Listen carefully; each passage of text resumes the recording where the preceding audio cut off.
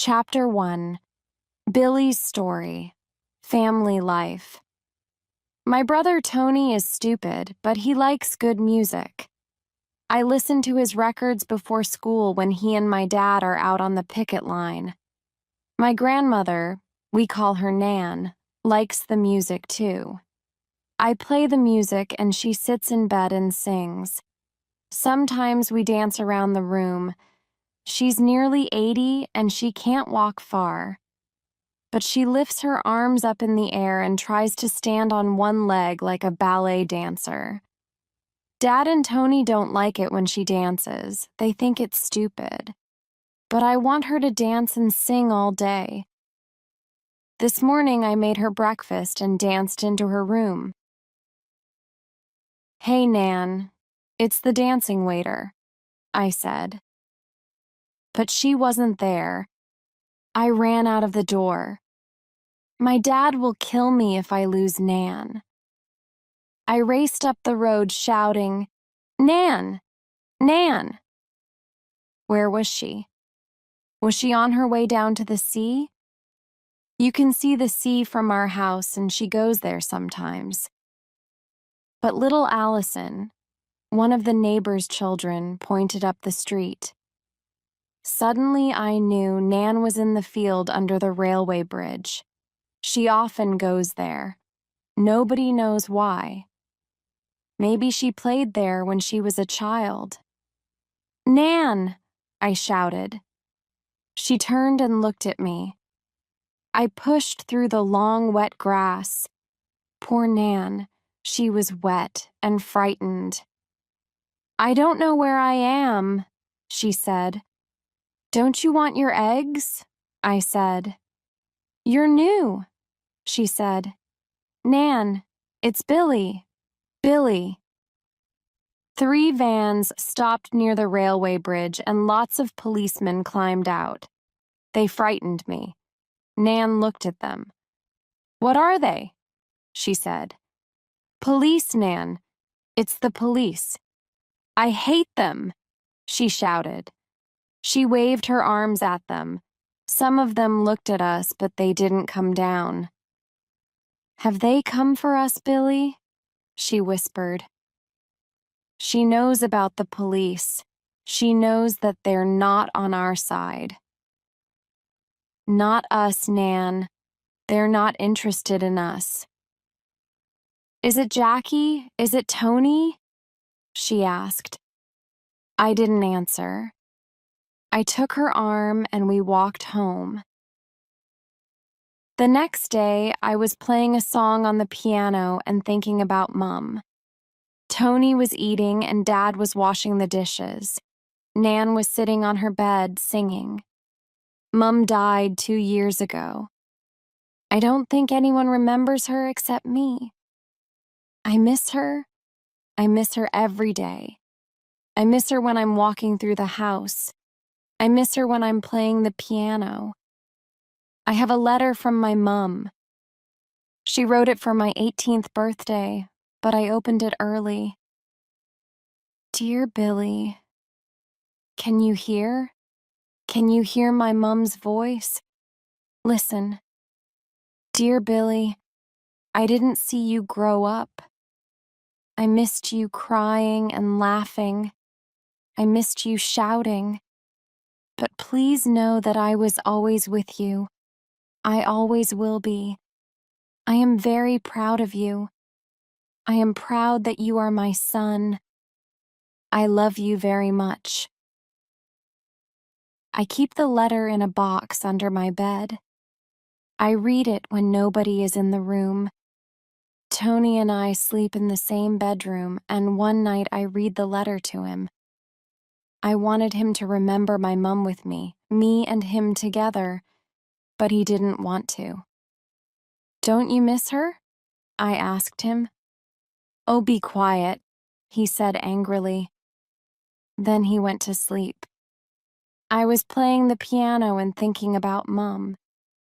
She played the piano too. I can't really play. I'd like piano lessons, but we haven't got enough money. My dad and Tony don't have time to remember Mum. They're too busy on the picket line or down the mine. Fighting. Always fighting. Fighting the government. Fighting with the bosses. Fighting at home. Fighting me. They were arguing again that morning. We must go. Dad, we'll be late. Tony pulled on his boots, but Dad wanted to make the house tidy. He doesn't like leaving Nan alone in the house. I have to make your Nan's breakfast. Billy can do it. It's time to go. Wait a minute, Dad said, and went outside. He came back in with some coal. We haven't got much coal now, he said. The strike will end soon, Tony said. We'll be back down the mine next month. No, we won't, Dad said. Tony looked angrily at him. You don't want to go on the picket line, do you? He said. You want to stay in bed. Tony, Dad began. TM not waiting for you, Tony said, and walked to the door. Tony! Tony, wait for me, Dad shouted. But Tony was gone. Dad didn't follow him. He stood and looked at the door. I played another song on the piano. Be quiet, Billy, he shouted at me suddenly. Mum didn't mind, I said. He came up behind me and closed the piano suddenly. He nearly broke my fingers. Then he ran out of the door after Tony. I'll see you later at the club, he said on the way out. Oh no, I thought. Today I'm boxing. I hate it when he watches me. Listen, I boxed. My dad boxed. You box. That's my dad. I box because he and his father boxed. Every Saturday morning I put the gloves around my neck and go to the club. Then I try to break someone's head.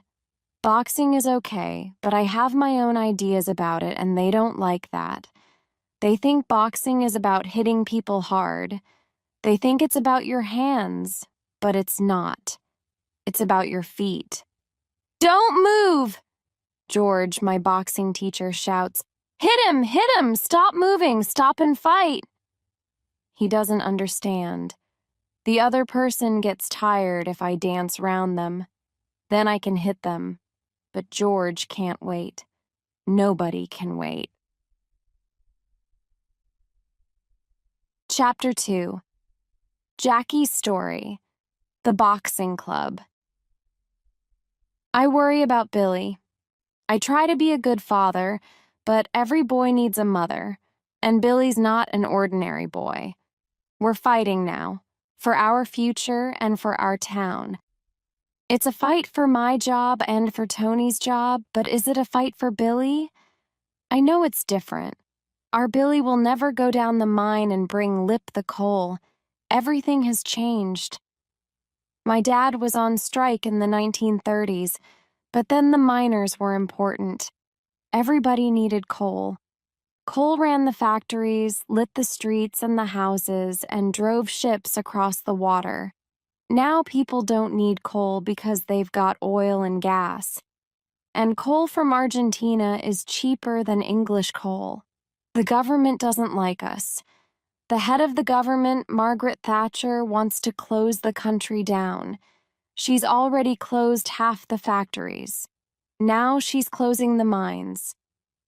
At first, I thought we could stop her. Now I'm not sure. Maybe Tony's right. Maybe I'm old and soft. I've lost almost everything. My lovely wife Sarah is dead. I've only got the boys and the strike. Life is hard. Very, very hard. I stay on strike because of Tony. What will he do if the mines close? You can't be a miner without a mine. So here I am, fighting for Tony and for Billy. I've nothing to give them. No job, no mother, no future. just me. Every Saturday, I watch Billy box. I miss the beginning of the class because I'm on the picket line. It's hard out there. We watch the scabs going into the mine in buses. Tony and some of the other young men want to hurt the scabs. They want blood. They shout it sometimes. Blood! Blood! Blood! I don't agree with them. I don't want to hurt anyone. But I know why Tony's angry. We're fighting for the future, and those scabs are hiding behind the police. They're men that I worked with. They're men that I went to school with. They're my friends. And they're riding into the mine behind the police. We have to fight the bosses. We don't want to fight our friends, too. I went to the club on Saturday to watch my boy at his boxing class. I boxed when I was a boy. My dad boxed and Tony boxed, too. Now Billy has boxing lessons. I tell him, "You must fight, boy. If you can't fight, people will hurt you."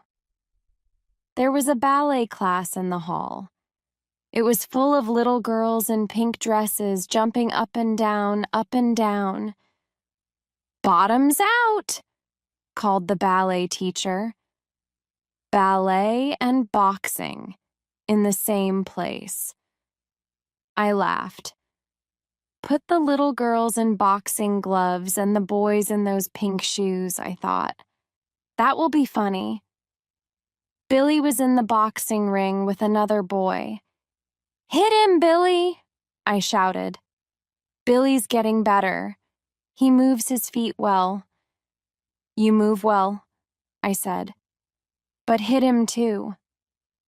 The other boy was taller and stronger than Billy, but he was fat. Billy will win easily, I thought. Then they started to fight. What was Billy doing? He was dancing, turning in circles. "Oh no," George said. "Not again. This isn't a tea party, it's a light. Hit him! Hit him!" He looked at me and I shook my head. Billy was dancing round and round the boxing ring. The other boy stood there, watching. "Watch him, Billy!" I shouted. Too late. The other boy walked up to Billy and hit him, and there was Billy on his back. George was very angry. "Billy Elliot, you're the worst boxer in this club. Bring me 50 pence for the lesson." I couldn't look at Billy. I was so angry. What can I do for that boy? If he can't fight a fat boy, what can he do? Chapter 3. Billy's story. The ballet class. "Hit it. You'll stay here until you do hit it, Billy Elliot." I hit the practice bag. I imagined it was George's face. "Keep your feet on the ground, Elliot. Don't be stupid. Hit it. Bottoms in. Feel the music. And 1 and 2 and 3 and 4. Lift your arms. Feel the music." Across the hall, a woman was teaching her ballet class. An old man was playing the piano, 1 and 2 and 3 and 4. I started hitting to the sound of the music. Then I laughed. George won't like this, I thought. That's better. Why don't you do that to somebody's head one day? George took some keys from his pocket and threw them to me. "Give those to Mrs. Wilkinson when you finish. I'll see you next week." He went out of the hall. Good. This bag is George's head, I thought. I hit it harder. I don't like boxing. My friend Michael is right. It's stupid. "Why do you want to hit people? It's stupid," he asked. "You must fight people. If you don't, they'll hit you." "I run away," Michael said. The music changed. "And hold." the teacher said. Don't look at me, Susan. Look in front of you. Lift your arms up and down. Good. Eyes front, Debbie. And 5 and 6. I took off the gloves and walked across the hall. The girls were pretty in their pink dresses, but I felt a bit uncomfortable. Miss, the keys. The keys, miss, I said. She didn't look at me. Not now, she said. 3, 4, and 5, and 6. The music started again and the girls danced. They were clever. They all lifted their arms at the same time and they turned round. Then they lifted their legs and pointed their feet. It was interesting, but it was easy. I can do that, I thought.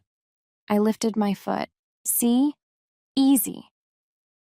Why don't you try? A girl said to me. It was Debbie Wilkinson. She's in my class at school. No, I said. Can you imagine me in a ballet class? It's not easy, she said. You can't do it. I can. She lifted her leg up and pointed her toes. Do that, she said. I put my leg out and pointed my foot. See? She said. It was true. Her foot was more pointed than mine. I'm wearing my boots, I said. Your leg's shaking, she said. She was laughing at me, but she was right. Her leg wasn't shaking, but mine was. My Nan wanted to be a dancer. Mum could dance too. Nan took Mum to ballet lessons when she was a girl. I thought about Nan and Mum dancing. Not everybody in our family boxes. I moved with the girls, but it was very difficult. Up and down and 1 and 2 and 3 and 4. Take your boots off. Ow! Miss was standing on my foot. How big are your feet? 2, 3, boots off, 4, 5, and 6 and 7. Take off my boots. Why? I didn't know, but I took them off. Then she dropped a big pair of ballet shoes in front of me. Put them on, she said. You can't dance in those boots. So I put on the shoes. Nobody saw me except the girls. And do you know something? I think they liked me in their ballet class.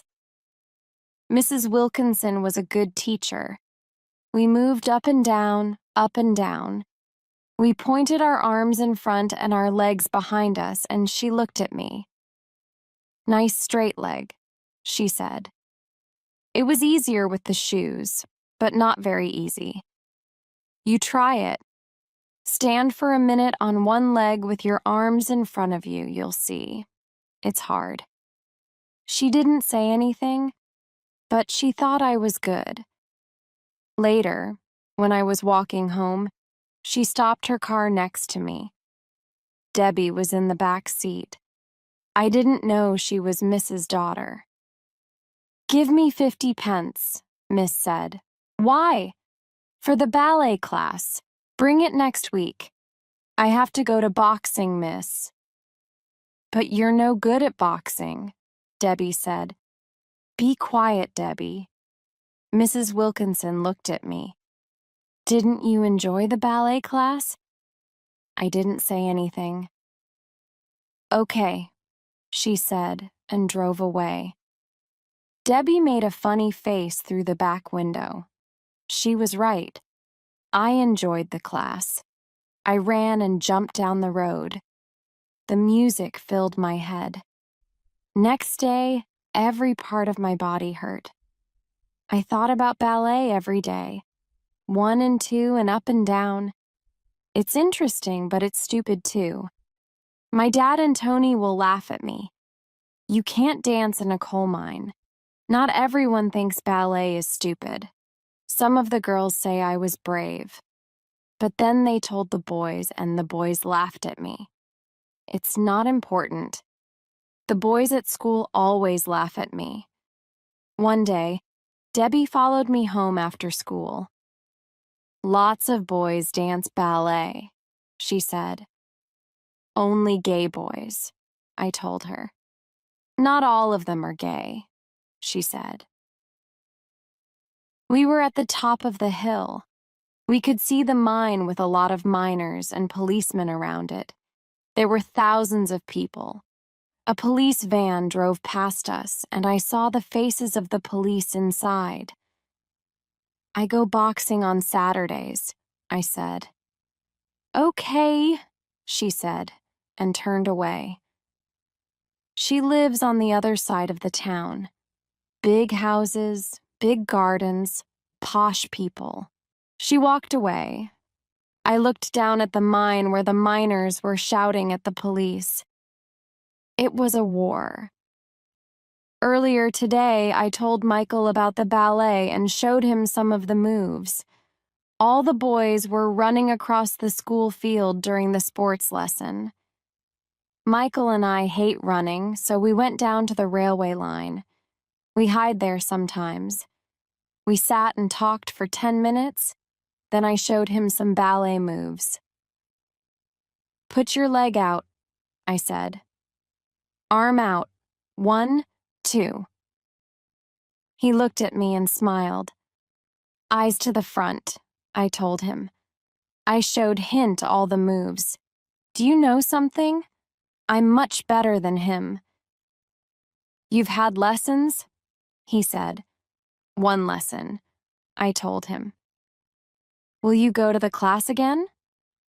No. But you're good at ballet. It's for girls. I don't think so, Michael said. You look like a man. Strong. When next Saturday came, Dad and Tony went to the picket line. I took my 50 pence and gloves and went to the hall. But when I got there, I heard George. He was shouting. I didn't want to go into the boxing class. Michael's right. Boxing is stupid. I hid in the changing room until the other boys left. Then I went to the ballet class. At first, the class was boring. I didn't know the ballet moves. The girls danced on the left of the room, and I danced on the right. What are you doing? Miss asked.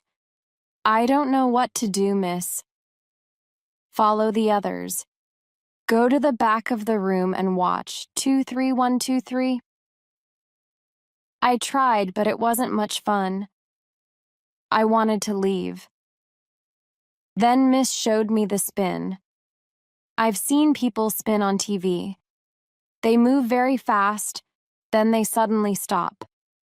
If you don't do it well, you fall on your back. I wasn't any good at the spin. Billy, you're not a girl. Try harder. Spin. I did, and I fell onto the floor. The girls looked at me, but they didn't laugh. People don't laugh in Mrs. class. Do it again at home, she said. Then we did some slower ballet moves. That was easier. At the end of the class, I was very tired, but I felt good. I can do that spin, I thought. Debbie was waiting for me. The spin's hard, she said. She practiced it in front of me. I'm faster than you, I told her. You can't do it, she laughed. I stood up. I did a slow spin first, and it was good. But when I turned faster, I fell again. Mrs. Wilkinson walked across the room to us. Go away, she said to Debbie. Debbie walked away, and Miss looked down at me. Are you going to come to the class next week? I don't know. I feel stupid, I said. Then give me your ballet shoes. I stopped. I didn't like ballet much. But that spin, I wanted to do it. No, it's okay. I said. Good, she said. She walked away. She didn't say goodbye. I danced through the streets to my home. Ballet was different and exciting. Then suddenly, I was in the kitchen with the ballet shoes in my hand and the boxing gloves around my neck. What am I doing? I thought. Dad will kill me if he sees these shoes. Nan was waiting for me. Oh, ballet shoes, she said. I was a dancer. Don't tell anybody, Nan, I said. Then I ran upstairs and hid the shoes. Chapter 4. Jackie's Story, The Miners' Strike. Something strange is happening. Billy is my son and I love him. But he's different from other boys and he does strange things. When he was 10, he sat in a box all day. Then it was football. He wasn't very good at the game, but he practiced all the time. Now he's spinning round in circles, in the kitchen, in the hall, in his bedroom. He holds out his arms and he spins and he falls on the floor. Then he starts again. What are you doing? Tony asked him. I'm practicing a spin. It's a boxing move, he said. I've never seen that boxing move before. Stop it, I shouted at him, but he didn't. Every day he stood with his arms out and tried again. Then one day I came home from the shop and he was outside the house. He was looking at the wall, arms out. Then he spun round 2 or 3 times. He went really fast. Yes, yes, yes, I did it. I did it. He was very excited and I smiled. You did it, I said. He jumped. Dad, you frightened me. I didn't see you. Have you tried this move at the boxing club? No, not yet. I want to get it right every time. Did George teach you this spin, Billy? What does he think about it? George? No, he doesn't say anything. You'll surprise him next Saturday. Billy didn't say anything, but he looked at the ground. A few days later, he started to jump. High, big, long jumps with his hands over his head. What's he doing? Does he think he's a ballet dancer? Is that another boxing move? I asked. Yes. I don't understand. Is George teaching him these strange moves? When the fat boy knocked Billy down, I stopped going to the club. I have too many problems. I haven't got time to watch Billy at the boxing club. It's the 4th month of the strike and I haven't got any money. The strike won't end soon. And one day the mine will close down. Tony is angry. I understand why he's angry. But he's crazy too, and he's looking for a fight. I'm afraid that he's going to do something stupid. We were in the supermarket yesterday and we saw Gary Stewart. He had a bag full of food. Look at him, Tony said. Tony and Gary went to school together. They were friends before the strike. Be careful, I whispered. One day Tony will hit somebody and the police will throw him in prison. Are you okay, Scab? Called Tony. We knew Gary was a scab. Strikers can't buy big bags of food. Have you got enough food? What are you doing? We can't win this strike if our people cross the picket line. We won't win the strike, my friend, Gary said. I'm not your friend. Not now. You and the other scabs. You'll make us lose, Tony shouted. He was getting more and more angry. Gary threw down his bag and walked away. Is Tony going to follow him? I thought. Will he hit him? But Tony didn't move. He'll hit somebody soon. I hope it's not a policeman. On Friday morning, the picket line was bigger. There are a lot of new pickets. Students, teachers on holiday, people from across the world. And half the policemen in Great Britain are standing between the pickets and the scabs. On Friday, the pickets were throwing eggs and stones. I was standing next to George, holding his arm. The crowd pushed forward and the police pushed us back. "Listen, Jackie," George said. "Don't worry about the 50 pence. I don't need it. The money isn't important." "What are you talking about?" I asked. "The boxing. I haven't seen Billy for months." "What?" "But he's always practicing." I didn't tell him about the spins and the jumps. "Send him to my house and I'll talk to him," George said. Then the police pushed forward again. Someone threw a rock into the side of a bus full of scabs. "Scab! Scab! Scab!" We pushed forward hard, and I was lifted almost off my feet. You didn't want to fall down in the middle of this. Was Billy keeping the 50 pences? I'm going to kill him, I thought. Next morning, Billy ran quickly downstairs. He was hiding something under his coat. "Billy! Billy!" I shouted, but he ran out of the house. What's he doing now? I thought. Chapter 5. Billy's story. Mrs. Wilkinson's plan. I jump higher than all the little girls in the class, and I feel good. Miss says I'm good. She spends half the lesson with me. "Is it our turn now?" the girls ask. "You're always with Billy." "Be quiet, Debbie, I'm busy." I love the class. I think about it all the time. I practice a lot and I'm stronger now. I can dance for hours. Michael was worried. "Your dad will find out about the ballet classes," he said. "What will you do?" But I didn't want to think about Dad. Just this week. Just one more lesson, I thought. Then Dad walked into the ballet class. I was lifting my leg.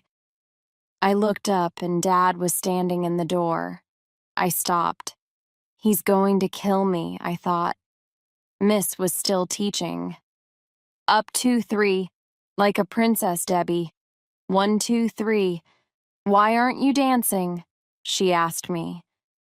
The music stopped and she saw Dad.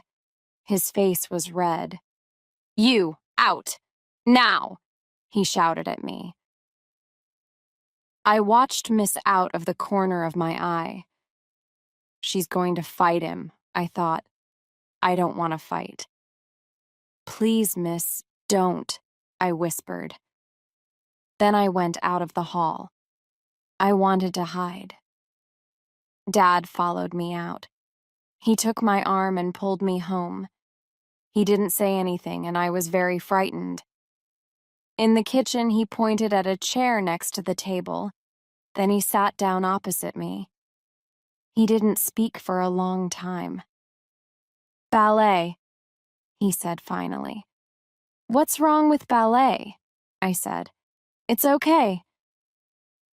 "How can it be okay?" I was frightened. He was angry and his face was white now.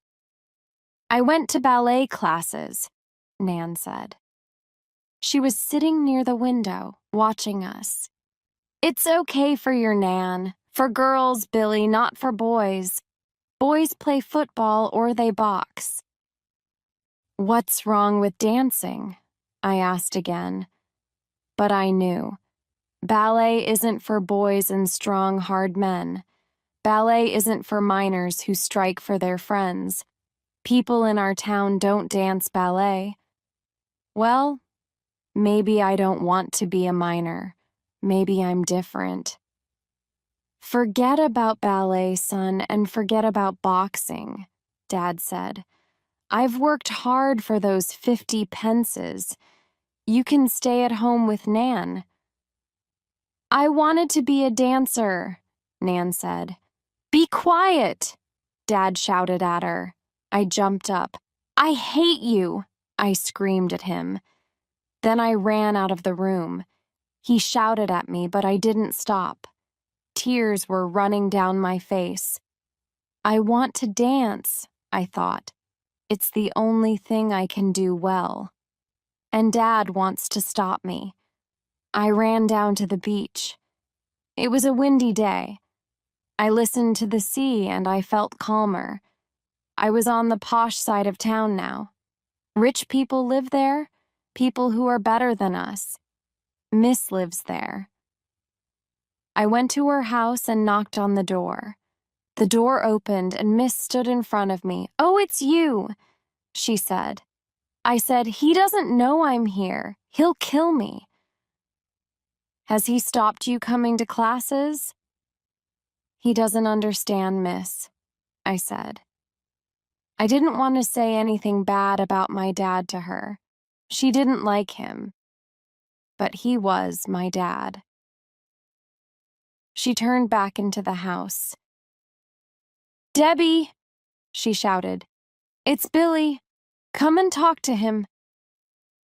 I followed her into the sitting room and sat in a chair. Debbie came in and sat next to me. Her dad was sitting in another chair, drinking beer. So, you're the ballet dancer, he said. I've heard about you. Your dad works down the mine, doesn't he? Yes. Is he on strike? Of course. The strike will end soon. The miners can't win. The mines don't make any money, so they'll close. He looked at me angrily. Tom, be quiet, said Mrs. Wilkinson. Why is he so angry? I thought. He isn't on strike. What's your job, Mr. Wilkinson? I asked. He lost his job, Debbie said. The company doesn't need him. Did you strike to save your job? I said. Mr. Wilkinson's face went red, but he didn't say another word. I ate dinner at the Wilkinsons' house. Later, up in Debbie's room, she told me about her mom and dad. My dad drinks too much and he has girlfriends. He and Mom aren't happy, she said. Do you miss your mom? I didn't want to talk about my mom. I don't think about her a lot. Sometimes I forget she's dead. I think she's at the shops or in the other room with Nan. But she never conies back. Debbie moved closer to me on the bed, and I hit her. I didn't hit her hard. She's only a girl. We were fighting and playing. Suddenly, I touched her on her chest and I felt strange. She touched my face. It was nice, but I stood up. I heard Mrs. voice. Debbie, Billy has to go home. I'll take him in the car. She called up the stairs. I'll see you later, I said to Debbie. Bye, Billy. She sat on the bed and didn't look at me. Miss took me to the street next to my home, and we sat in the car. I was thinking about the auditions for the Royal Ballet School, she said. You're a bit old for the auditions, miss, I said. She laughed. Not me, Billy. You. There are auditions in Newcastle. Ballet school? Me? Ballet is only a game, isn't it? Can I do ballet as a job, miss? Of course you can. Dad won't let me, I told her. I'll talk to him. No! I almost jumped out of the seat. Miss, don't!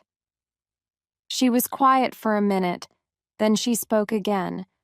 I'll teach you. I haven't got any money, and Dad wants me to box. I'm not doing it for the money. This is important, Billy. She spoke angrily. All right, keep your hair on, I said. She looked at me and we both laughed. Can I do this? I thought. Dance in secret? Be a ballet dancer? I'm a boy. I can do this, I thought. I can dance. I smiled at her and she smiled back at me. I'll see you on Monday, she said. 6 o'clock at the hall. I didn't say yes or no. I just opened the car door and got out. And bring something with you, she continued. Something that's important to you. It will give us ideas for the dance. What dance? Your audition dance. Stupid. I shut the car door and she drove away. What am I doing? I asked myself. Chapter 6, Michael's Story. My best friend Billy. Somebody knocked at the door and I looked out of the bedroom window. I was wearing a purple dress, my mum's red shoes, and my sister's jacket. I won't go to the door, I thought. Then I saw Billy standing outside. He can't say anything. He's a ballet dancer. I ran downstairs and opened the door. Billy pushed me inside. Somebody will see you, he said. What are you doing? Nothing, I said. Whose dress is that? My sister's. Are you coming upstairs? He followed me up to my mum's bedroom. Did your sister give that dress to you? Billy asked. She doesn't know. It's okay. It's only a bit of fun. You dance around in a ballet dress and I wear my sister's clothes. I don't wear a ballet dress, I wear my sports clothes. I dance, but I'm not gay. I wear my sister's clothes, but I'm not gay, I said. I don't think I'm gay. I like wearing my sister's clothes. It's fun, nothing more. But I like Billy. I like to watch him dance. Am I gay? I started to put on my mum's lipstick. What are you doing now? Billy asked. Playing. I smiled at him in the mirror, and he smiled back at me. Come here, you. I jumped up and pushed him onto the bed. I put some lipstick on him. He looked good. He has nice lips. Billy stood up, looked in the mirror, and kissed it. There was the shape of his lips on the glass. Girls' and boys' lips are the same shape, I told him. I looked at the kiss. I wanted to kiss it. Will we get into trouble? Billy asked. No. My dad wears women's clothes all the time. Well, not all the time. But he wears my mum's clothes when the house is empty. Billy looked at himself in the mirror. Michael, he said, in 2 weeks I'm going to an audition for ballet school in Newcastle. Ballet school in Newcastle? The school's in London, Billy said. Can't you be a ballet dancer here? Don't be stupid. When he started the ballet class, Billy asked me, why don't you dance too? No, I said. The other boys at school will laugh at us. Billy wasn't frightened of a fight, but I am. I want to be the same as the other boys, but I'm not. My dad says, be proud that you're different. But up here in Everington, it's hard to be different. The other boys and girls hate you. But Billy's a good friend, and he's different too. And now he wants to be a ballet dancer in London. What does your dad say? I asked. He doesn't know. Are you going to tell him? No, he'll be angry. I went to the cupboard and looked at the dresses. I didn't look at Billy. I was unhappy. I didn't want him to leave me. Who will I talk to when Billy goes away? I think Billy understood. I'll show you, he said. He pushed back a chair and started to dance. You do it too. Lift your legs. He showed me the ballet moves and I copied him. He closed his eyes and he forgot about me and my dress. He was lost in his own little world. Then he jumped up and did a spin. Wow, I said, and he smiled. That's dancing, he said. Chapter 7. Billy's Story, Dad, and Tony's Fight. There were only 2 weeks until the audition, and we worked hard. Miss told me to find something personal for my dance. I took my mom's letter and a music cassette that she liked. I met Miss at the club on Monday. She picked up Mom's letter and read it. At the end, she was crying. She was a very special woman, Billy, she said. No, she was just my mom, I said. She asked me questions about Mom. What made her happy? What made her sad? Mom liked music, I said. She played the piano. I put the cassette on and played the loud, fast music. Did your mom like this song? Miss asked. Then this is the music for our dance. We had fun. We jumped and ran round in circles. We were laughing and playing and dancing. Dance for your mum, Billy, Miss said. At the end, do the biggest, fastest, highest spin. Imagine that she's watching you. Miss is clever. It worked. I thought about Mum and I danced. Things were bad at home. The town was full of police and miners from other towns. We're going to destroy the government, Tony said, but we had no money. People broke up their furniture and burned it on the fire. We didn't have much food. I was getting tired of eating bread. They were keeping us hungry. The government used the police to frighten us. The police on horseback were the worst. The horses were so big, and the policemen carried long sticks. They rode up behind the pickets and hit them on their backs and heads. There was blood then. I saw it with my own eyes. Tony and I were both arguing with Dad. I was angry because I couldn't dance. Tony was angry because Dad was weak. He was always shouting at him. I felt sorry for Dad. But Tony was right.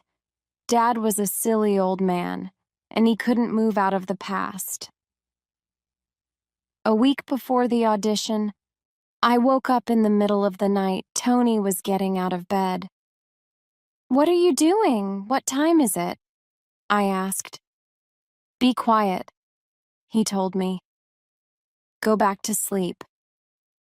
I looked at the clock. It was 4 o'clock in the morning.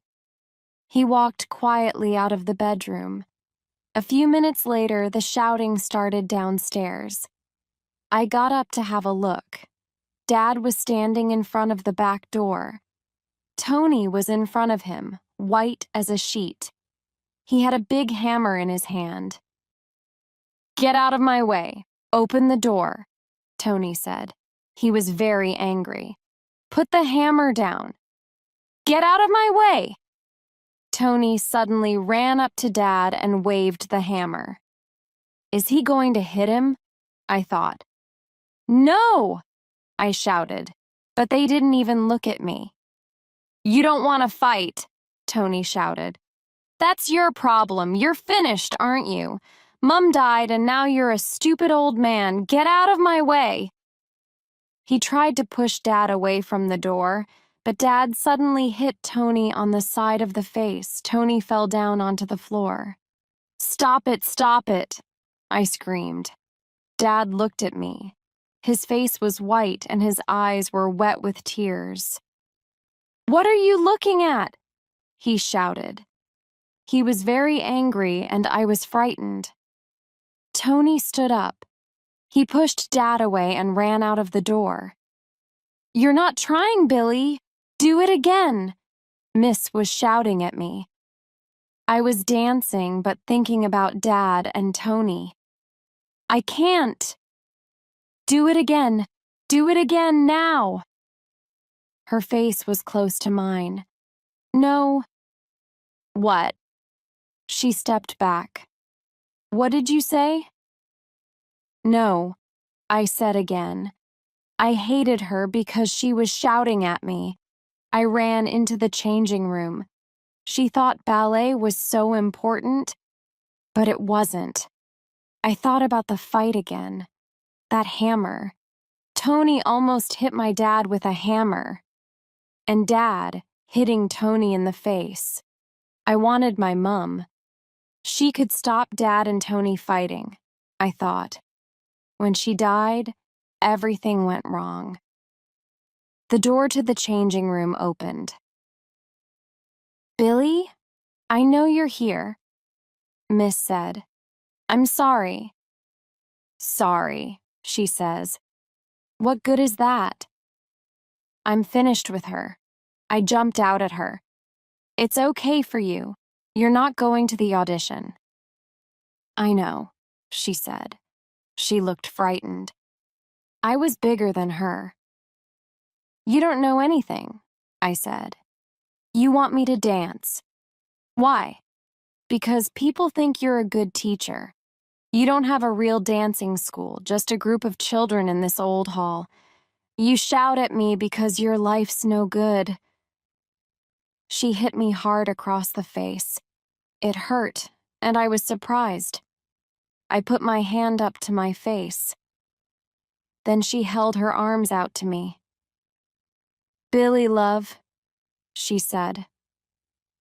I wanted to run out of the door, but I wanted to dance too. It was the best thing in my life. I couldn't leave. I started to cry. Miss took another step towards me, and I put my head on her shoulder. "I'm sorry, Billy," she said. I cried and cried for about 5 minutes. "Okay," she said. "Have you finished crying?" "Yes, miss." "Sorry," I said. She pushed up my head and dried my tears on my t-shirt. "Good boy," she said. "We'll start dancing again." "Do you know something?" she never asked. "Why are you crying?" Dancing was the one good thing in my life. I wasn't clever or popular at school, but I could dance. The audition was getting closer and I was nervous. What will I do if I get into ballet school? I thought. Dad will kill me. He won't give me permission to live in London. What's ballet school going to cost? But I won't get in, so Dad won't know about the audition. "I won't get in," I said to Miss. "Yes, you will, Billy Elliot. You'll be the best dancer at the audition." Who can I talk to? I thought. I miss my mum. But she's not here. She's dead. She can't hear anything and she can't tell me anything. Then something happened. On the Thursday before the audition, Miss and I couldn't use the hall. We drove to a school and used its hall. On the way home in the car, I played a music cassette. The music wasn't modern, but I liked it. It was beautiful. "It's good, isn't it?" I said. "What is it?" "I've heard it before." "It's ballet music," Miss said. "Now get out of the car." It's time for you to go home. It was dark and cold in the house. There was no more coal to make a fire. Dad and Tony were out. Nan was in, and I went into her room and said hello to her. She didn't know me. It was one of her bad days. I went back into the kitchen and took some milk out of the fridge. "Hello, son." I turned around. It was Mum. She was drying a dish with a cloth. "What have I told you, Billy?" she said. "Don't drink out of the milk bottle." "Sorry, Mum," I said. I took a glass and poured some milk into it. Then I put the bottle on top of the fridge. "Put the bottle inside the fridge," she said. I picked up the bottle and opened the fridge door. Then I thought, that was Mum. She was here. The dish and the cloth were on the table. I touched them and they were warm. Her hands touched them, I thought. I wasn't frightened. The door opened and Nan came in. She walked to the cupboard. "It's in here," she said. "What is, Nan?" "The record." She took a record out of the cupboard. She went into the sitting room and put the record on the record player. "Listen," she said. The music started. It's the same music, I thought. The music from Mrs. Carr. That's why I knew it. It was one of Mum's old records. "Did you see her too, Nan?" I asked. But Nan was dancing around the room. I held her arms and we did some ballet moves together. She was slow, but she was good. Then the door opened quickly. Tony was standing there with Dad behind him. "You're using my record player," Tony said. "It's not yours, it's Mum's," I shouted. Tony went to the record player and turned it off. "Be careful," Dad shouted at Tony. "Don't break the record." He took it away from Tony and cleaned it carefully. Then he turned to me. "Who told you to play this?" "Sorry," I whispered. Dad walked out of the room and shut the door noisily. Dad and Tony are always making a noise in the house. I hate it, but it wasn't important. You see, now I understood. Mooney wanted me to dance in the audition. It wasn't a stupid dream. Maybe I will get into the ballet school, I thought. The audition was on Saturday at 10:30. I wanted to succeed, for me and for Mum. On Friday, I went for the final practice and I danced perfectly. Nobody can stop me, I thought. Then the trouble started. Chapter 8. Tony's Story. Trouble with the police. It was me. I attacked the police horse. Some of the police are very unkind. One policeman is really bad. His horse kicks us when we're on the picket line. He doesn't stop it. So we decided to fight him. It was Friday afternoon and I was in the town center with my friends. There was a small crowd of people around the policeman and his horse. I had some petrol in a bottle and I threw it on the horse's tail. Then I lit a match. Whoomp! The horse was frightened and the policeman nearly fell off its back. Somebody hit the horse and it spun round. The policeman couldn't stop it. We were laughing and then we heard horses behind us. A lot more police arrived and we started to run. We ran up the street and met more policemen. They were waiting for us and they were very, very angry. My friend, Simon James, fell down, and the policemen hit him with their sticks.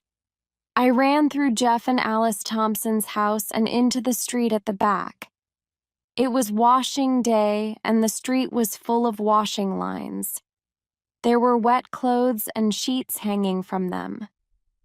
I was near my house, but the police were everywhere. I saw Billy standing on a wall. He was shouting something.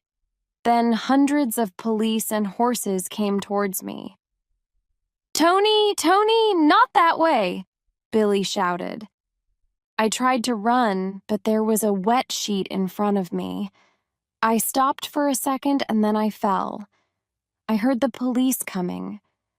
They hit me. 1, 2, 3, 4. Then I didn't feel anything more. When I woke up, I was in the police station. They kept me there overnight and I went to court at 10 o'clock on Saturday morning. In the night, the police hit me again and I couldn't walk. The police horse kicked him, a policeman told the judge. The judge believed him. He told me to pay 100 pounds to the court. Where will I find 100 pounds? Dad and Billy came to court. Dad was angry but didn't say anything. I wanted to go to bed and cry. When we got home, a woman was waiting for us. I didn't know her, but she knew Billy. "Where were you, Billy?" she asked. "Please, miss, don't," he whispered. "My brother Tony was in court. I tried to telephone you. You weren't there." "Who are you?" I asked. I looked at Dad. "Come inside the house," he said. I looked at Billy. Was he in trouble? We went into the sitting room and turned to look at the woman.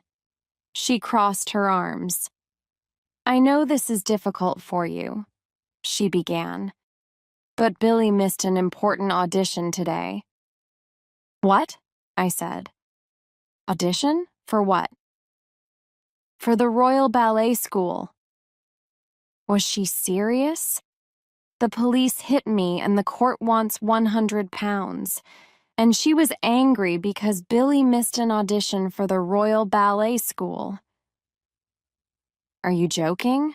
I said. "I'm very serious." I looked at Billy. "Ballet?" I turned to the woman. "Do you know what's happening to us? And you're talking about ballet?" "You stupid woman. My brother isn't going to be a ballet dancer." I wanted to hit her. "I want to be a ballet dancer," Billy said. He was crying. I took hold of his arm. The woman tried to stop me. I pushed her away and put Billy on the table. "You want to dance? Okay, dance." "This is stupid," the woman said. "Oh, yes? I want to see you dance, Billy." "No, Billy," she said. "Don't." I turned to her. "You don't want him to dance, so go away and leave us. He's not going to dance again, and if you come near him, I'll hit you, understand?" "You stupid man," she said quietly. "You say Billy's important to you? He came to me every night for 2 weeks and you didn't notice. I'll see you soon, Billy." She walked out of the room. "I hate you," Billy shouted at me. Then he turned and ran out of the house. I wanted to follow him, but Dad stopped me. I pushed him away. "I'm going to the pub," I said. "I'll see you later." I don't understand my family. I'm fighting the police and the bosses for them. Why don't they help me? If Billy dances again, I'll hit him. And if she goes near him, I'll hit her too. Chapter 9. Billy's Story. Discoveries. "It was a bad Christmas," I said to Michael. "We didn't have any wood for the fire, so Dad broke the piano into small pieces. Tony gave me some football boots. He hasn't got any money. Maybe Lai stole them. Dad was unhappy because Mum wasn't there. He started to cry. I can't remember a worse Christmas. Run away from home, Michael said.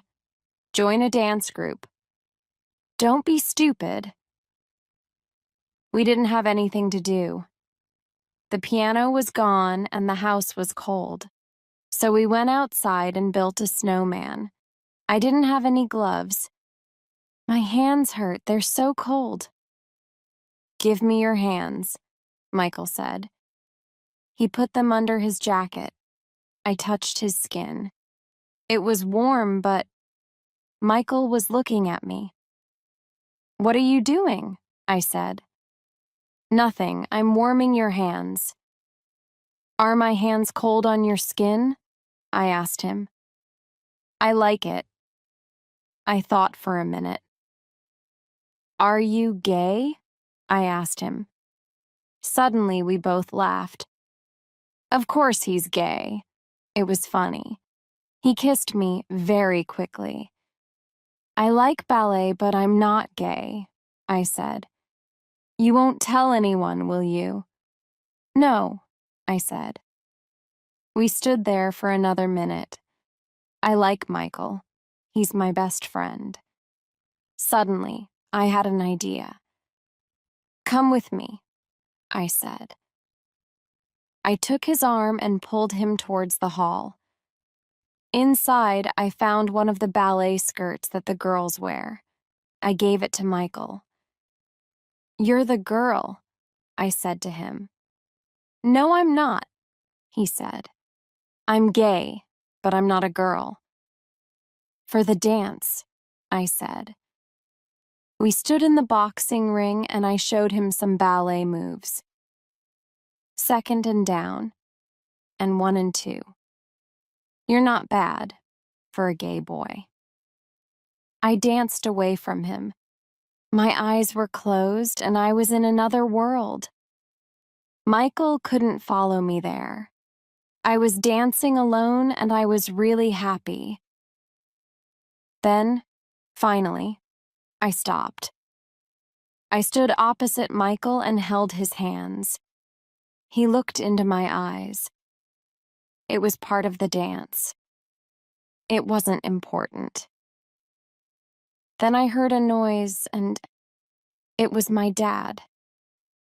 Michael was frightened. He knows my dad is a hard man. And Michael was wearing a dress and I was holding his hands. I climbed out of the ring and went up to my dad. Dad? I said. He covered his face with his hands, but I stood in front of him and I danced. I spun and jumped and danced for 5 minutes. Then I stopped and looked at Dad. Is he going to hit me? I thought. That was wonderful, Michael said. Dad turned and walked out of the hall. I ran after him. Dad! I shouted. Go home, son, he replied. He didn't stop walking. Chapter 10. Jackie's story. The search for money. I ran down the road. I wanted to cry, but I couldn't. My life is so difficult. There's the strike. My wife is dead. Tony wants to fight everyone. My wife's mother lives with us, and she's going crazy. And Billy. What can I say about Billy? He's different. And he's good at something. I don't know anything about ballet, but I've seen dancers on TV. And now I know Billy is a good dancer too. Maybe his teacher is right. I'm Billy's dad, so I have to help him. Oh, Sarah, what shall I do? Shall I send that teacher away? Shall I stop Billy dancing? Help me decide, please. Suddenly, I knew what to do. I smiled. Then I ran home and telephoned George. Where does that dance teacher live? I asked him. He told me and I went to her house. How much will the ballet school audition cost? I asked. Billy missed the audition in Newcastle, and the next one is in London. You'll have to go to London and stay in a hotel. I can lend you some money. I don't want your money, I said angrily. Oh, don't be stupid. Do you want a drink? She was trying to be friendly. No, I said. Is Billy a good dancer? I can't promise anything, but I think he's a great dancer. I left her house and went home. The boys were in bed. I went into the bedroom and looked at Billy. A great dancer, I thought. Our Billy? I sat on the bed next to him and he woke up. I put my hand on his shoulder. Go to sleep, son, I told him. He's my son, I thought. He's Billy Elliot. But maybe he's really good at something. How can I help him? Where will I find the money? I can't ask the other miners. Nobody has any money for food or coal or clothes. They're hungry. I can't ask for money so Billy can dance.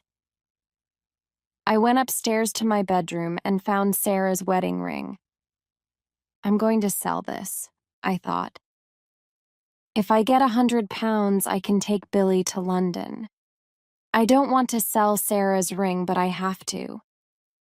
I know Sarah wants me to help Billy. The next day, I went to sell the ring. The shop was full of wedding rings. We're all poor. We're selling the most important things that we own. I showed the ring to the man in the shop. How much? I asked. I'll give you £25. What? That's my wife's ring. I'm sorry. He looked sad. I know this ring is important to you, but I can't give you any more money. I took the £25. Sarah was gone, and now her ring was gone too. And I needed more money. The strike will end soon, I thought. The government is going to win. In 2 or 3 months, we'll go back to work, but it will be too late for Billy. I need to work for 1 week, then I can take Billy to the audition. I went to the place near the mine where the workers met. Gary Stewart was there and he laughed at me. I didn't say anything. The bosses were rude to us when they put us on the bus. Nobody likes a scab, and now I was a scab. Some of the miners hid their faces, but I didn't. I wanted everyone to see me. I was frightened. There were crowds of people near the mine. They were shouting and throwing stones at the bus. We moved slowly. There were faces and noise all around us. The glass in one of the bus windows broke, and the bus stopped. What will happen next? I thought. Will the pickets turn the bus over? I turned my head and looked out of the window next to me. Who was there, looking at me? Tony. He looked into my eyes. Then the bus moved again. I hated myself, and I wanted to die. Chapter 11. Tony's story. The meeting. Dad! Dad! I shouted. His face was so sad. I wanted to help him. I knew he was in trouble. The bus moved through the mine gates, and I ran after it. The scabs climbed out of the bus, and the bosses pushed them towards the entrance to the mine. Dad! I shouted again. He heard me and looked at me. He moved towards me, but a policeman stopped him. Dad tried to hit him. Then he walked back to the gate. He was crying. I never saw Dad cry before. I wanted to put my arms around him. It's for little Billy, he said. Tears were running down his face. You can't go back to work now, I said. Look at us. What can we give Billy? His face was covered in tears, and I was crying too. Please, Dad. We're finished, son. I want to give Billy a future. He's only 12 years old. What about my future? You can't do this. We'll find some money for him. Just come out of the mine, Dad. Please. Some men ran up behind us. What's your dad doing? Robert Martin asked. It's okay, he's coming out. Aren't you, Dad? Dad rested his head against the gate. I'm sorry, he said. Get him out, Martin said. I got Dad out of the mine. The bosses saw that he was ill. They let him out through the back gate, and I took him home. Later, he tried to explain to me. Your mom, she wants Billy to dance. She didn't worry about other people, just her family. You always think your father is the boss. You think he can do anything. But now my dad needs my help. Okay, I thought, I'll help. But where will we find the money for Billy's ballet dancing? The next day we went to see George. Ballet? He said. Ballet, I said. You've helped boys before, Dad said. Yes, for boxing or sport, but ballet? Why not ballet? Billy is a good dancer. Is lie? George asked. Who says he's good? I went to see his teacher, Dad said. He's the best dancer she's ever seen. I believe her. George looked at me. We have to try, I said. It's important for Dad and the family. It won't be easy, George said. Nobody has any money. I know, I said. This isn't easy for me, George, but we want to help Billy. Our mom's not here, so we want to do something for him. Okay, George said. We'll try. We'll get some money for Billy's audition. For the next 2 days, we put notes through the neighbors' doors. We wanted them to meet us at the hall. We found money before for children who needed help. But this was different. We've never sent anybody to the Royal Ballet School. A few of the neighbors came to the hall. Dad and George sat at the front of the room, but I stayed at the back. George started to speak. We've helped children to become boxers and footballers. This time it's Billy Elliot. He wants to be a ballet dancer. The neighbors were laughing. I'll give all the 50 pences from the boxing class, George said. Mrs. Wilkinson is giving the 50 pences from the ballet class. We're selling some raffle tickets too. You haven't much money, we know that, but please help us. This is important. A few people stood up. They want to leave, I thought. So I stood up too. You all know me, I said. For a long time I didn't want Billy to dance, but I want to say this. I looked at my dad. The miners' strike is about the future. My future, your children's future. Billy's future too. Not everyone will go down the mine, but they will have a future.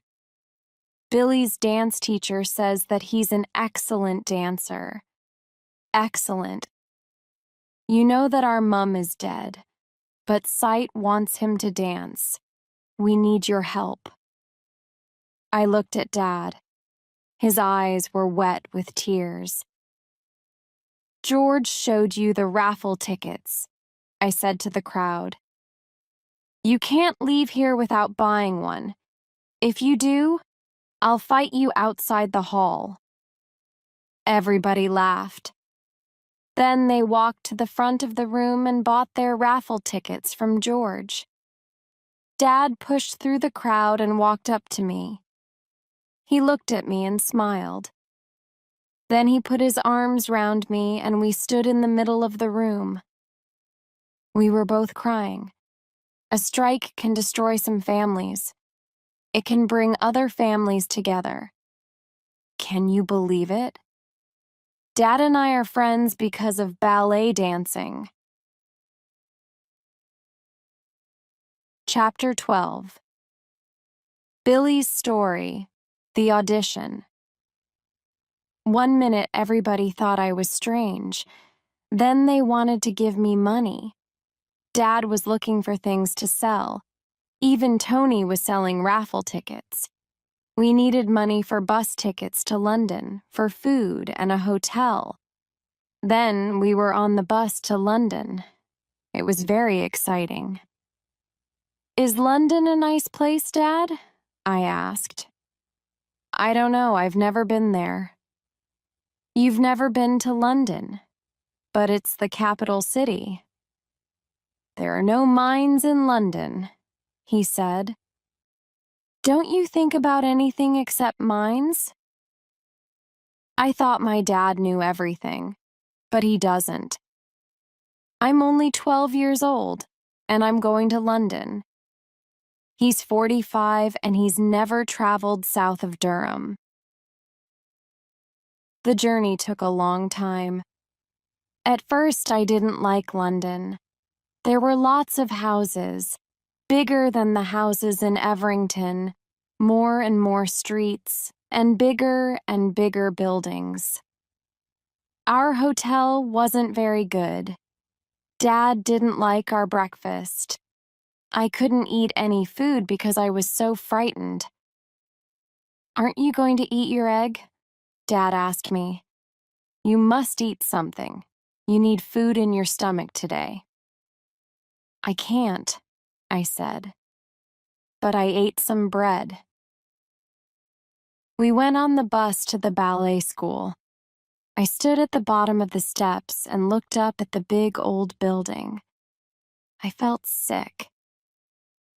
"Look at this place," Dad said. "You want to go here? How much money will it cost?" We walked up the steps into the school. Do you know something? I hated it. We've made a mistake, I thought. I want to dance. But this place is full of posh people. It's not for me. The changing rooms were full of boys and girls. Their voices were posh, and they didn't understand me. "Is this your first audition?" a boy asked me. "It's my second. I'm Simon. What's your name?" "Billy Elliot, from Everington near Durham."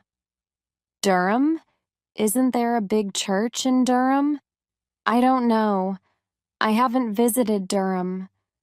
"Sorry," he said. "I don't understand you. You talk strangely." "Oh, be quiet," I said. I hated it. I ran out of the changing room and found Dad at the top of the stairs.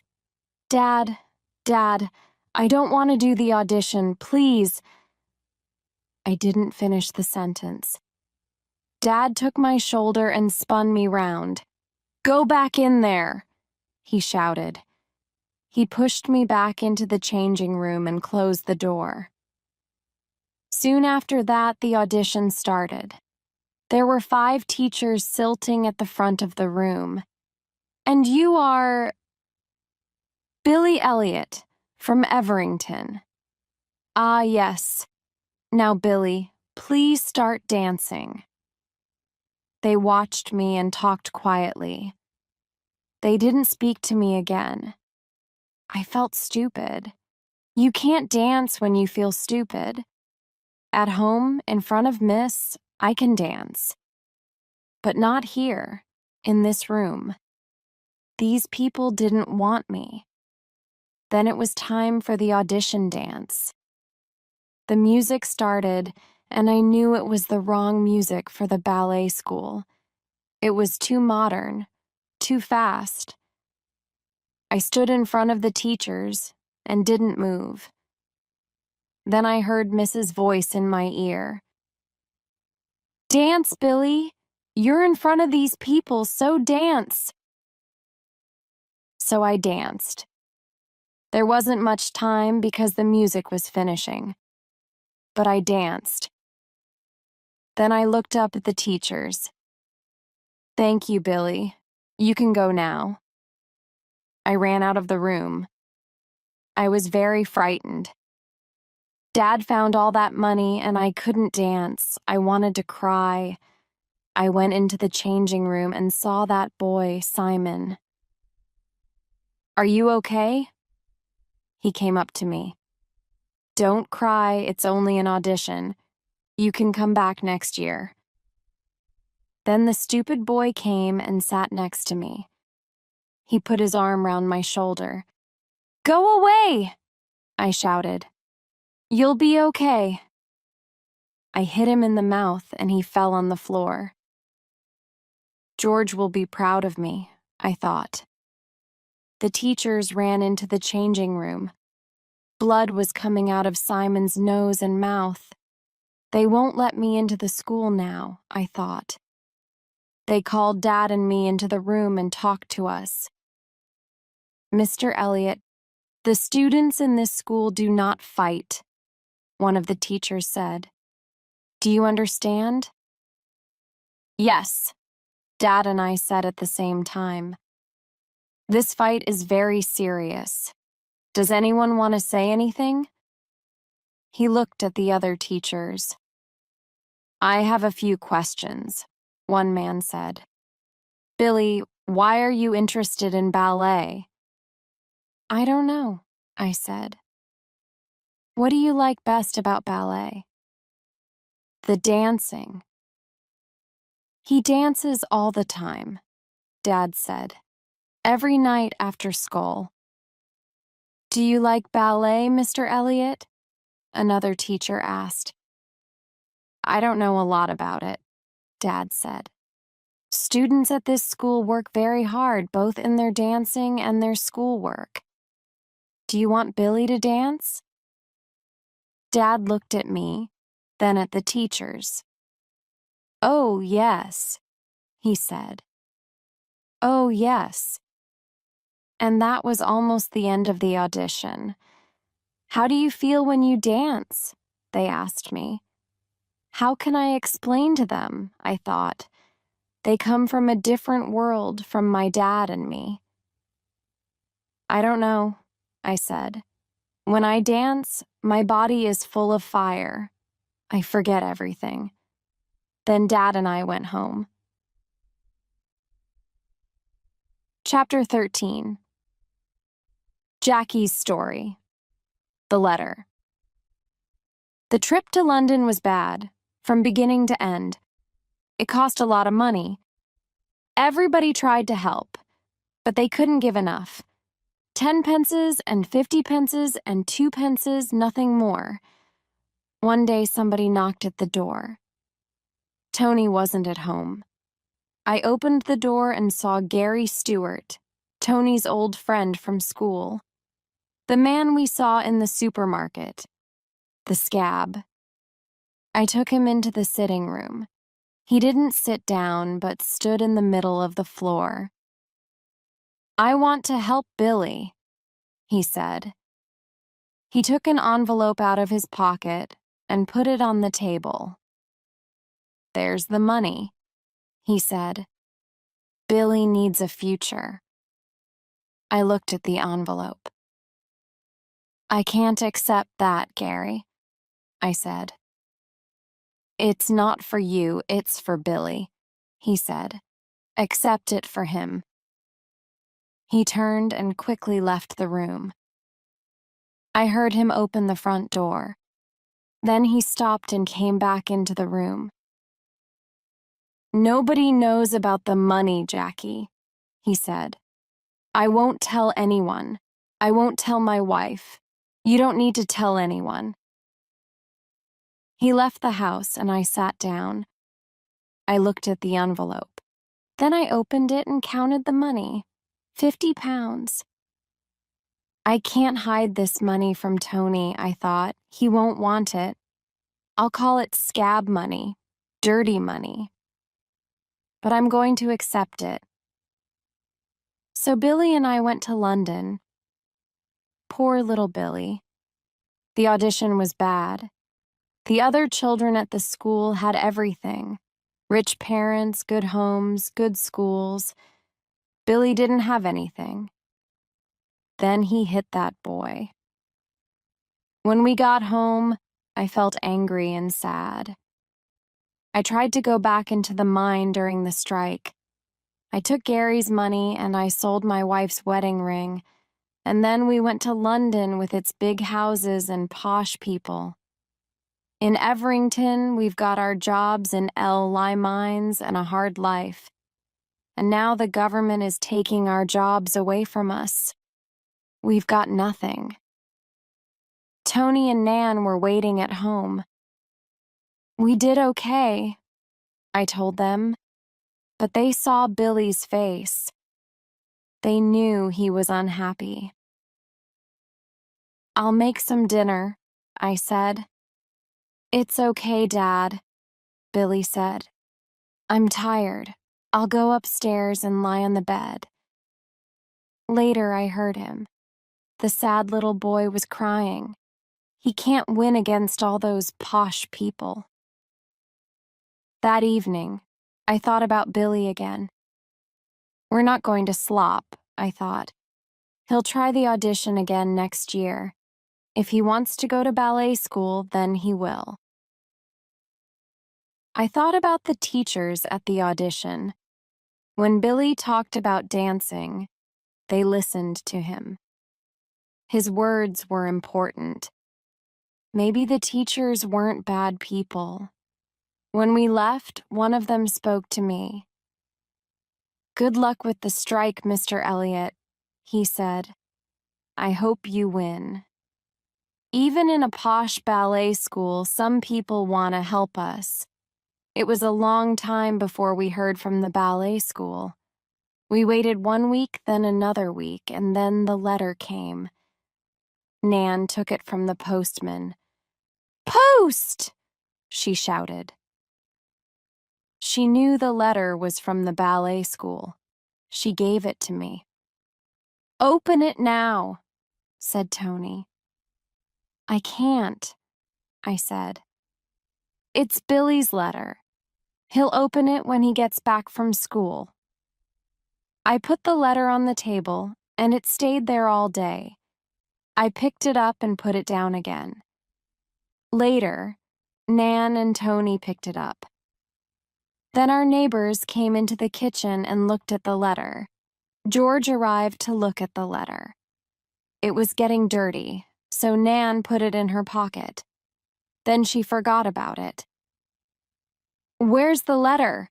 I shouted, and we searched the kitchen.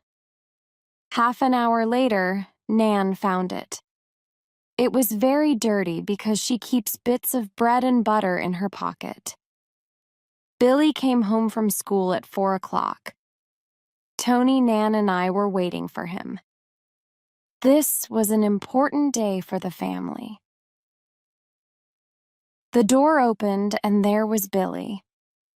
I looked at him and then at the letter. He walked to the table and picked it up. Nobody spoke. We were all uncomfortable. Then Billy went into Nan's room and closed the door. We heard Billy open the letter and take it out of the envelope. And then we heard nothing. Nothing. Tony jumped up. I pushed in front of him and opened the bedroom door. Billy was sitting in the chair by Nan's bed. He looked up. He was crying. "Oh, Billy," I thought. "I got into the school," he said quietly. "Yes!" Tony and I shouted. I took the letter and read it. He's! He got in! I shouted. The neighbors ran into the house. Nan was kissing everybody. Tony put Billy on the table. Dance, he said, and Billy danced. I gave him a big kiss and ran down the road. I wanted to tell my friends, Billy's got into the ballet school. I ran quickly down the road to the pub. I opened the door and... He's in! He did it!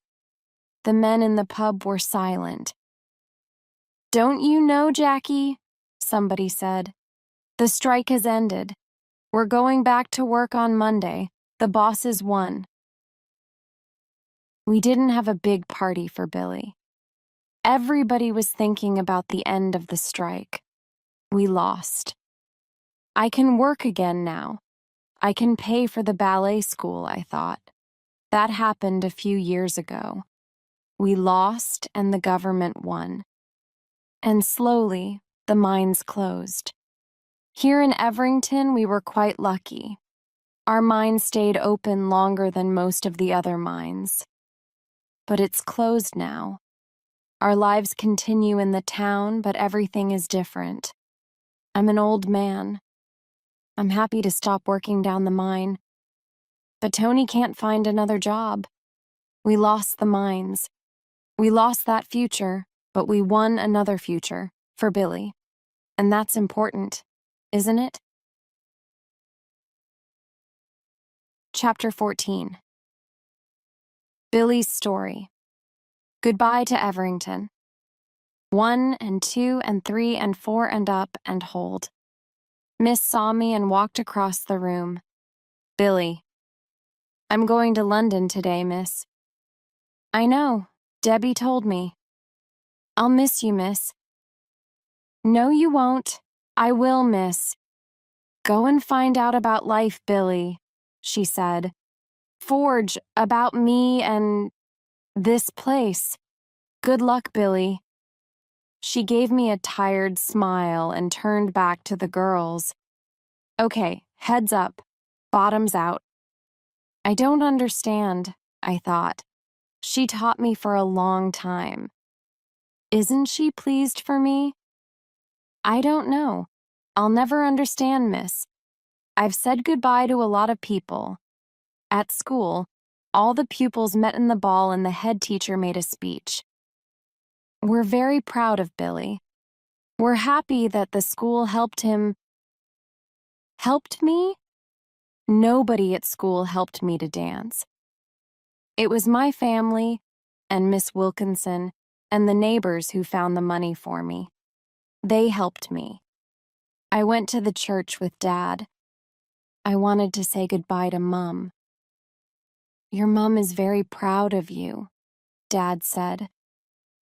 I listened to her, and I changed my mind about the dancing. I thought about the time I saw Mum in the kitchen. Did Dad see her too? I asked her to help me, and then I knew that I was wrong. She wanted you to dance. She's still watching over you. She'll watch over Jan in London too. Maybe it was true. Maybe she's with me all the time. That's why I saw her. I'm still here, she was telling me. I'm frightened, Dad. I said. That's okay, son, Dad said. We're all frightened sometimes. You'll be okay. Now, the bus to London was waiting. I went home.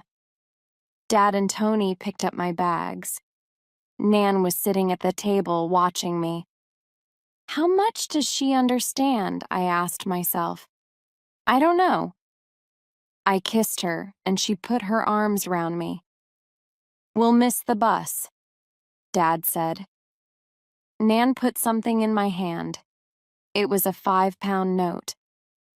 Nan, I said, you haven't got much money. It's her money, Dad said. She wants you to take it. I kissed her again, and she pushed me out of the door. We walked down the street, and I heard somebody call to me, "Hey, dancing boy!" It was Michael. I ran back to him. "We're going to miss the bus," Dad shouted. "I'll see you soon," I said to Michael. He didn't say anything. He just looked at me. I moved closer to him and kissed him. "Stop it," he said. "People will see. You're going away, but I live here." I laughed and went back to Dad.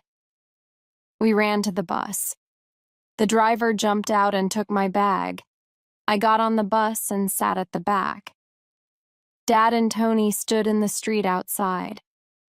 Tony came close to the window. "What?" I said. "I'll miss you." He slid.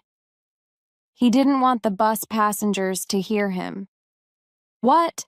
I said again. "I can't hear you." The bus started to move. "I'll miss you," Tony shouted loudly. Everybody on the bus heard him and started to laugh. Tony laughed too.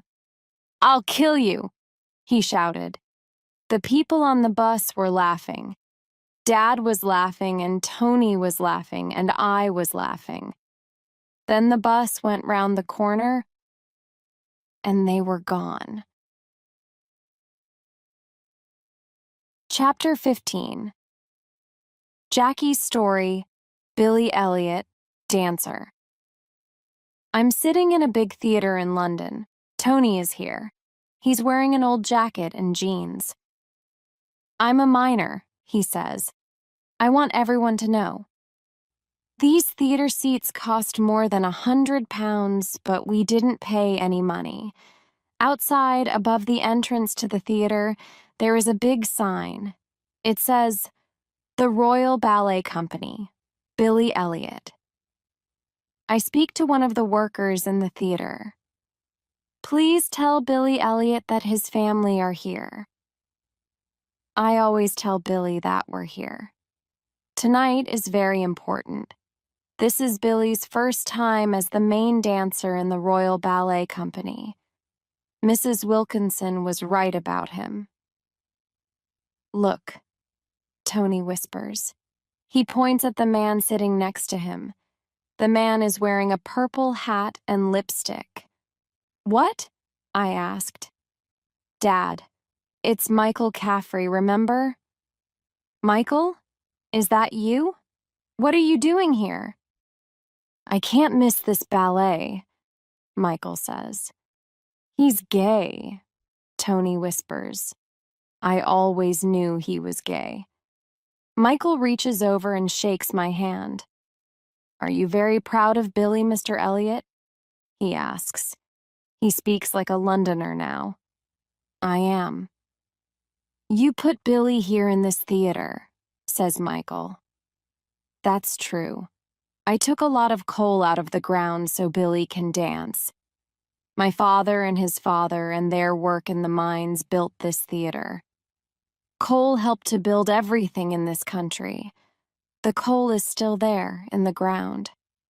But the mines are gone. The theater lights go down and the music starts. A minute later, Billy is on the stage. He runs on, stops, and he jumps. Everybody in the theater is watching him. He jumps very high and he stays in the air. He's not going to come down, I think. Then he lands and looks into the theater. He smiles at us. "Hey, Billy Elliot." Michael shouts loudly. "You don't shout in theaters." People turn round. Some of them are angry, but others are smiling. "Good luck, our Billy," Tony shouts. He is standing up. Everyone is looking at him and smiling. I stand up too. "Billy! Billy Elliot! Our Billy!" I shout very loudly, and Billy smiles at us. Then he jumps again, just for Tony and me.